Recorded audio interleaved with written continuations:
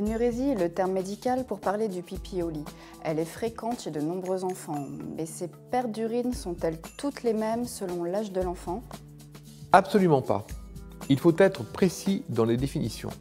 Un enfant de plus de 5 ans qui fait pipi au lit la nuit pendant son sommeil, mais pas dans la journée, et qui n'a pas réussi à être propre plus de 6 mois a ce qu'on appelle une énurésie nocturne primaire isolée. On parle souvent de causes psychologiques. Est-ce souvent le cas? Non, l'énurésie nocturne primaire isolée n'est pas due à un problème psychologique chez l'enfant. En revanche, cela peut être le cas lors d'énurésies secondaires, c'est-à-dire pour un enfant qui a été longtemps propre et qui se remet à faire pipi au lit la nuit suite à un bouleversement dans sa vie affective.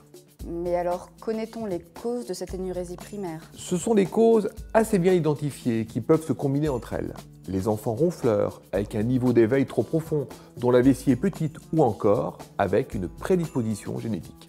Mais alors, lorsque notre enfant est concerné, que peut-on faire? Évidemment, il faut tout d'abord en parler à son médecin. Il procédera à un interrogatoire minutieux et un examen clinique sera fait afin de poser le diagnostic et d'évaluer la sévérité de l'énurésie.